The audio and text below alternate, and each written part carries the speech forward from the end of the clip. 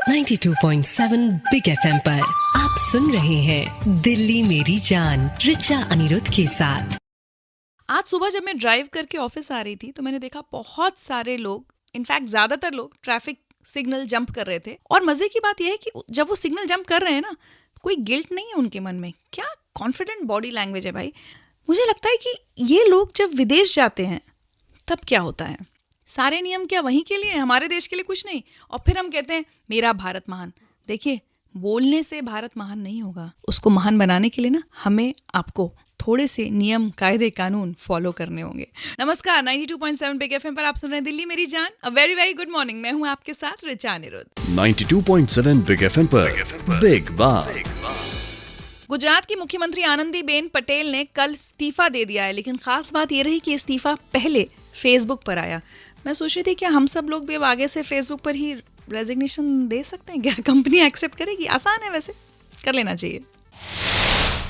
उत्तर प्रदेश में बुलंदशहर के पास जो बलात्कार हुआ एक माँ और बेटी के साथ, उसको लेकर उत्तर प्रदेश सरकार के लिए और उत्तर प्रदेश की पुलिस के लिए मुसीबतें बढ़ती जा रही हैं। कल सोशल मीडिया पर दिन भर काफी अटैक हुआ, यूपी पुलिस पर भी और यूपी गवर्नमेंट पर भी। और मैं रात को एक न्यूज चैनल पर रिपोर्ट देख रही थी कि जहां पर ये बलात्कार हुआ उसके आसपास पुलिस थाने में कैसे ज्यादातर पुलिस वाले सोए हुए थे। पीसीआर वैन जो लगी हुई हैं उसमें भी सिपाही सो रहे थे। अब एक बात तो बिल्कुल समझ नहीं आती, बड़े से बड़े हादसे हो जाएं लेकिन हमारे देश की पुलिस, चाहे कहीं की भी हो, यूपी की हो, दिल्ली की या कहीं की भी, उसको जगाने का कोई रास्ता बचा नहीं, मुझे लगता है। और एक दिलचस्प खबर गुड़गांव से। शुक्रवार से लगातार जब से बारिश हुई है, गुड़गांव में घंटों के जैम लग रहे हैं। और सड़क के इस जैम का जायजा लेने के लिए हरियाणा के मुख्यमंत्री मनोहर लाल खट्टर को हेलीकॉप्टर से जाना पड़ा। क्या बात है, जमीनी हकीकत का जायजा हवाई जहाज से। अब उड़े नहीं बेचारे तो करे तो क्या करें, क्योंकि जैसे ही नीचे आए खुद गुड़गांव के ट्रैफिक जैम में फंस गए हरियाणा के मुख्यमंत्री मनोहर लाल खट्टर।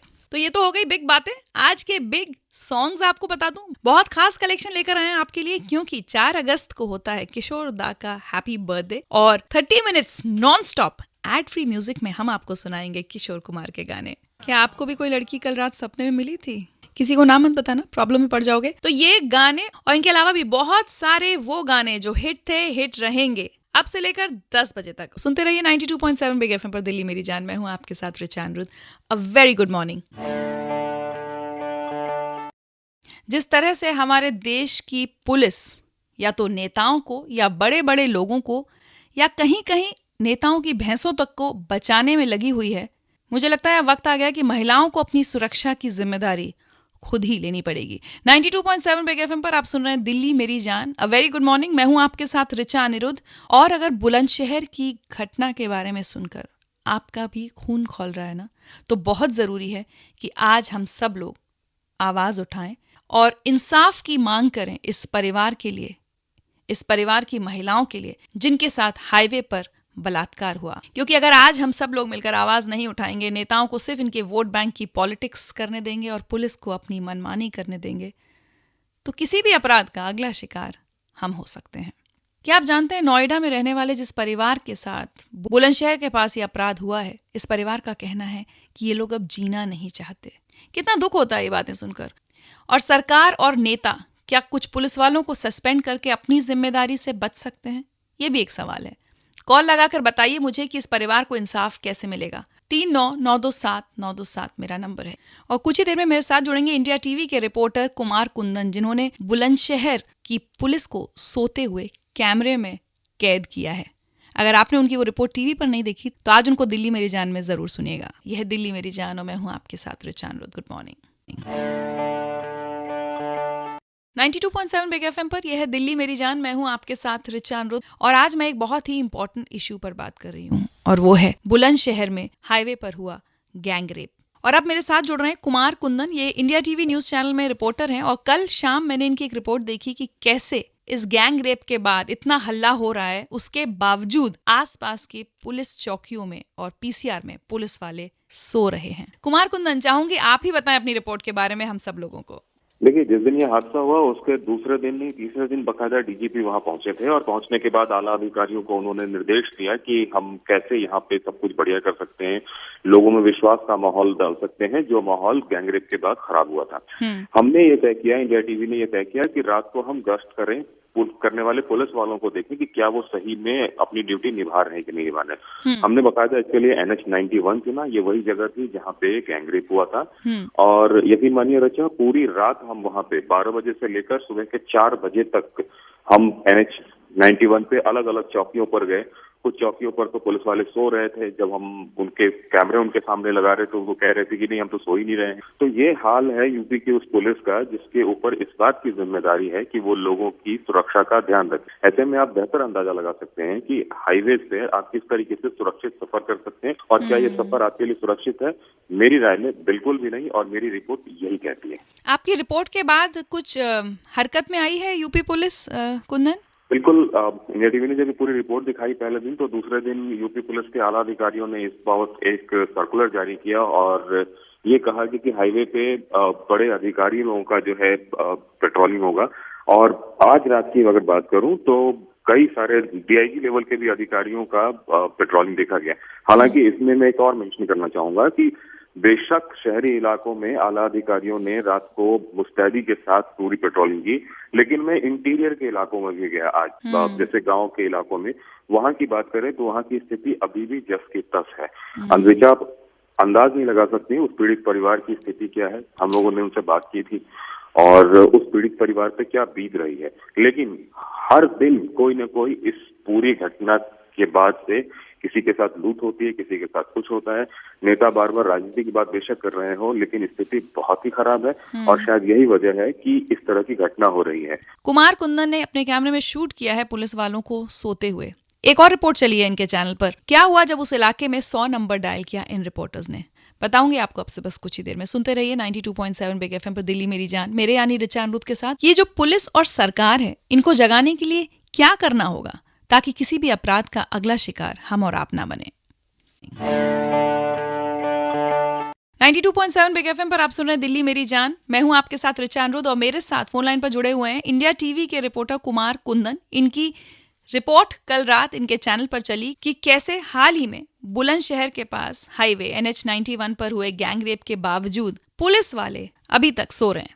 एक और रिपोर्ट चली थी इनके यहाँ जिसमें 100 नंबर डायल करने पर कोई रिस्पांस नहीं मिलता। कुंदन, बताएं उस बारे में। रिचा, मैंने खुद किसी कोतवाली के सामने में, सिकंदरा कोतवाली के सामने में खड़े होकर 100 नंबर डायल किया। मतलब कोतवाली के गेट पे खड़े होकर मैंने 100 नंबर डायल किया अपने मोबाइल से और वो कंटिन्यूअस बिजी जा रहा था। एक बार नहीं, 2 बार नहीं, 3 बार मैंने डायल किया और तीनों बार वो लगातार बिजी जा रहा था।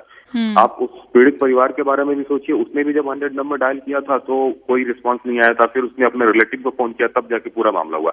हमने बकायदा इंडिया टीवी के बिहाफ पे हमने फोन किया और हमने ये सोचा कि जब पुलिस फोन उठाएगी तो हम चेक करेंगे कि क्या रियलिटी है। हमारा फोन ही नहीं लगा और उसी कोतवाली पे जो वहां के चौकी इंचार्ज का नंबर लिखा हुआ था, उस नंबर पे जब हमने फोन किया तो उन्होंने फोन उठा लिया। तो इसका मतलब क्या है, जो 100 नंबर जो सबको पता है इमरजेंसी के टाइम में हम यूज करते हैं, वो नंबर जब काम नहीं कर रहा है तो आप किसके सामने अपनी गुहार लगाएंगे। बिल्कुल, किसी भी मुसीबत में एक आम आदमी सबसे पहले 100 नंबर डायल करता है और जहां पर 100 नंबर की ये हकीकत हो, वहां पर आप कैसे खुद को सुरक्षित महसूस करेंगे। और बड़ी बात, जहां पर यह गैंगरेप हुआ उससे थोड़ी ही दूर पर पुलिस चौकी थी, तब भी इतना बड़ा अपराध हो गया और अपराधी बेखौफ वहां से निकल गए। बहुत घबराहट होती है ना इस पूरे हादसे के बारे में सुनकर और ये सोचकर कि इस परिवार के जगह हम और आप कोई भी हो सकते थे। अगर घबराहट होती है, गुस्सा आता है, तो कॉल लगाकर बताइए कि क्या होना चाहिए इस सिस्टम को सुधारने के लिए। 39927927 मेरा नंबर है। यह दिल्ली मेरी जान और मैं हूं आपके साथ Richa Aniruddh. Good morning. 92.7 big FM पर आप सुन रहे हैं दिल्ली मेरी जान। मैं हूं आपके साथ रिचा अनिरुद्ध और आज हम बात कर रहे हैं बुलंदशहर में हुए गैंगरेप की। अब मेरे साथ जुड़ रही हैं यूपी महिला आयोग की अध्यक्ष जरीना उस्मानी। गुड मॉर्निंग जरीना जी। चाहूंगी कि आप हम सबको बताएं कि यूपी महिला आयोग इस मामले में आप क्या कर रहा है ताकि सरकार पर, पुलिस पर प्रेशर बने, महिलाओं की सुरक्षा बेहतर की जाए राज्य में। देखिए, तुरंत जैसे हम लोगों के संज्ञान में आया, हम मौके पर पहुंचे हैं और घटना की जांच भी की है, अधिकारियों से भी मिले हैं। सरकार ने तुरंत कदम उठाया और जिस एरिया में ये घटना हुई है वहाँ के सभी अधिकारियों को सस्पेंड कर दिया है। पुलिस की जिम्मेदारी भी बहुत बड़ी थी, बन रही थी कि उस एरिया में यदि कोई इतनी बड़ी घटना हो जाए तो ये सबके लिए शर्म की बात है और पूरा समाज शर्मिंदा है इस घटना से। तो बस सरकार से यही कहेंगे कि शाम के टाइम पे पुलिस की गश्त को बढ़ा दिया जाए, क्योंकि जो भी घटना होती है अंधेरे में होती है और जो पेट्रोलिंग कर रही है गाड़ियां उनके साथ टॉर्च भी होना चाहिए, जो हाईवे पे दोनों तरफ बड़ी टॉर्च से लाइट भी फेंकते रहें ताकि यदि कोई अराजक तत्व वहाँ पे है तो नजर आए, दिखे भी। ये घटना बहुत शर्मिंदा करने वाली है, इसके लिए हम सब दुखी हैं। इस बारे में हम कुछ नहीं कहेंगे और जो पुलिस की जिम्मेदारी बन रही थी वो सरकार ने कदम उठाया और सभी अधिकारी जो जो इसमें शामिल थे, छोटे और बड़े, सबके खिलाफ कार्रवाई की गई है। चलिए, बहुत बहुत शुक्रिया जरीना जी हमसे बात करने के लिए। एक बात समझ नहीं आती, कोई भी बलात्कार होता है, बड़ा अपराध होता है, बहुत हल्ला होता है, लोग कैंडल मार्च निकालते हैं, प्रोटेस्ट करते हैं, उस समय ऐसा लगता है कि हालात शायद सुधरेंगे, बदलेंगे, लेकिन कुछ वक्त बाद सब कुछ जस का तस। निर्भया को अभी 4 साल पूरे नहीं हुए हैं। क्या इस देश का सिस्टम महिलाओं की सुरक्षा के लिए जागरूक दिखता है? अगर नहीं तो कैसे जगाएं सिस्टम को? कॉल लगाकर बताइए 39927927 पर। यह है दिल्ली मेरी जान और मैं हूं आपके साथ रिचा अनिरुद्ध। उत्तर प्रदेश के एक बहुत बड़े नेता हैं, इतने बड़े नेता हैं कि उनकी भैंसें भी बहुत सुरक्षित हैं। अगर भैंसें चोरी हो जाएं तो पुलिस लग जाती है राज्य की उनको ढूंढने के लिए। उन नेता का कहना है कि जो बुलंदशहर गैंग रेप पर सारा विवाद हो रहा है ये बहुत पॉलिटिकल है।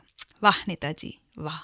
92.7 बिग एफएम पर आप सुन रहे दिल्ली मेरी जान, मैं हूं आपके साथ रिचा अनिरुद्ध। और मैंने आपसे कहा था कि अगर सिस्टम सो रहा है, अगर पुलिस सो रही है तो उसे जगाने के लिए अब हमें और आपको मिलकर क्या करना होगा? मुझे कॉल लगाकर बताइए। मैं आलोक बोल रहा हूँ और मैं समझता हूँ इस घटना से हमें ये सबक लेना चाहिए कि कहीं ना कहीं जिम्मेदारी हमें तय करनी पड़ेगी। केवल सस्पेंशन जो हमारे आजकल सिस्टम है वो सफिशिएंट नहीं है। सस्पेंशन के बाद देखा गया है कि लोगों को प्रमोशन मिल के बहाल किया जाता है, मतलब कहीं भी ड्यूटी पे उस पर कोई फर्क नहीं पड़ता। तो यहाँ हमें कहीं ना कहीं जिम्मेदारी जरूर तय करनी पड़ेगी कि भी आदमी को ठीक है इसमें नौकरी में ही उसको डिवार किया जाए, तभी जिम्मेदारी समझेंगे, अदरवाइज ये इस तरह से चलता रहेगा। मेरा नाम सीताराम शर्मा है और मैं जॉब करता हूँ। मैं बहुत हर्ट हुआ ये जो बुलंदशहर की न्यूज की खबर सुनी ना। हार्ड पनिशमेंट दी जाए इनको, इनके पेरेंट्स तक को बुला के बोलना चाहिए कि यार आपने बच्चों को ये शिक्षा दी है, ये तालीम दी है, उनको ये संस्कार सिखाए जा रहे हैं, उनको गंद मचा रखा है। मैं कहता हूँ कमल गुप्ता इंदिरापुरम से बोल रहा हूँ। जो गैंगरेप की घटना हुई है ये बहुत ही दुखद हुई है, इससे बहुत आहत हूँ मैं। और ये पुलिस वाले सुधरेंगे मुझे नहीं पता, लेकिन आज से मैंने सोच लिया कि 6 बजे के बाद मैं फैमिली को लेके कहीं हाईवे पे या ऐसी जगह पे नहीं निकलूंगा। 7 बजे तक मैक्सिमम घर आ जाऊंगा। मेरा सजेशन ये है कि पुलिस अधिकारियों को जगाने का ये होना चाहिए, महीने में या 3 महीने में उनका रिव्यू करे, वहीं की पब्लिक उनको सर्टिफिकेट दे 6 महीने में कि हाँ ये काम कर रहे हैं या नहीं कर रहे हैं, और नहीं तो उनका तबादला किया जाए और इस हिसाब से उनका परफॉर्मेंस की रेटिंग हो जाए। बहुत बहुत शुक्रिया आप सबका हमें कॉल लगाने के लिए। उम्मीद करूंगी कि सरकार, प्रशासन, पुलिस जनता की आवाज कान खोल कर सुने इससे पहले कि बहुत देर हो जाए। और हम सब मिलकर सिर्फ एक ही दुआ कर सकते हैं, उससे ज्यादा कुछ शायद हमारे हाथ में है नहीं, कि ऐसा कोई और हादसा किसी और परिवार के साथ, किसी और महिला के साथ, किसी और बच्ची के साथ ना घटे। और एक दुआ ये कि हमारे देश की पुलिस की नींद टूटे, वो नींद से जागे और महिलाओं की सुरक्षा के प्रति थोड़े और संवेदनशील हो जाएं। रुकूंगी कुछ देर के लिए, लेकिन कुछ देर बाद आपको बताऊंगी असम, बिहार और पश्चिम बंगाल में बाढ़ के क्या हालात हैं और कैसे हम और आप उनकी मदद कर सकते हैं। सुनते रहिए 92.7 बिग एफएम पर दिल्ली मेरी जान, मैं हूं आपके साथ रिचा अनिरुद्ध। Good morning.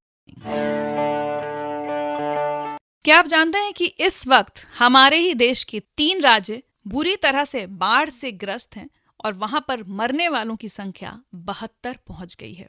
बात कर रही हूं असम, बिहार और पश्चिम बंगाल की। 92.7 बिग एफएम पर आप सुन रहे दिल्ली मेरी जान, मैं हूं आपके साथ रिचा अनिरुद्ध। और सोचने का वक्त ये आ गया है कि क्या हम इन राज्यों के लोगों की मदद किसी भी तरह से कर सकते हैं। मेरे साथ जुड़ रहे हैं गुवाहाटी में 92.7 बिग एफएम के आरजे हैं, मॉर्निंग शो करते हैं वहां पर मेरी तरह, आरजे शुभांकर। शुभांकर, चाहूंगी आप बताएं हम सब लोगों को असम में इस वक्त बाढ़ के क्या हालात हैं। यहाँ के जो फ्लड सिचुएशन है वो लोगों को बहुत ही परेशान करके रखा है। Even in some districts of Assam, in Lakhimpur, in Majuli, Jorhat, in Sivasagar, in Dibrugarh, everywhere सभी पे मतलब फ्लड सिचुएशन बहुत ही खराब है। हजारों लाखों लोग परेशान है, हजारों गांव पानी के नीचे है। ब्रह्मपुत्र और उसके आसपास के जितने सारे रिवर्स है सब भर गए हैं। और एक जगह है जो शायद दिल्ली में आप लोग जानते हैं, Kaziranga, that is national park. वहाँ पे इन 10 दिनों में 9 राइनो मर गए हैं बिकॉज ऑफ फ्लड। तो ये सिचुएशन है यहाँ पे। तो शुभांकर, हम सब दिल्ली वाले कैसे मदद कर सकते हैं, बताइए हमको। अगर दिल्ली में कोई है जो असम के जो फ्लड में फंसे हुए लोगों को कुछ सपोर्ट करना चाहते हैं तो ऑब्वियसली वो लोग कर सकते हैं। हमें मैसेज कर सकते हैं, व्हाट्सएप कर सकते हैं, कुछ मदद करें हमें, तो शायद असम जूझ सके इस परेशानी से, इस नेशनल कैलेमिटी से। वही मेरा गुवाहाटी से अपील है आप लोगों के लिए, दिल्ली वालों के लिए। जी जी। और वैसे मैं आप सब लोगों को बता दूं कि गूंज, जो कि एक एनजीओ है, उसके फाउंडर अंशु गुप्ता कल हमारे साथ जुड़े भी थे। उन्होंने बताया कि गूंज बहुत एक्टिवली काम कर रहा है इन फ्लड अफेक्टेड स्टेट्स में, और किसी भी तरह से राहत सामग्री हम और आप अगर वहां पहुंचाना चाहते हैं तो गूंज के ऑफिस में पहुंचा सकते हैं। सरिता विहार में इनका ऑफिस है। गूंज की वेबसाइट पर आप जाकर देख सकते हैं, फेसबुक पर उनका जो पेज है उस पर उनसे संपर्क कर सकते हैं। प्लीज आइए हम सब मिलकर जितना हो सके, पुराने कपड़े अगर भेज सकते हैं, राशन भेज सकते हैं, तो प्लीज दिल्ली हम सबको आगे आना चाहिए बाढ़ पीड़ितों की मदद के लिए। इसी के साथ आज रिचा अनिरुद्ध को दिल्ली में जान में इजाजत दीजिए। कल सुबह 8 बजे आपसे फिर मुलाकात होगी। अभी अनु कपूर जी आपको ले जाएंगे सुहाने सफर पर, सुनाएंगे आपको गाने जो हिट थे, हिट रहेंगे। Bye bye, take care.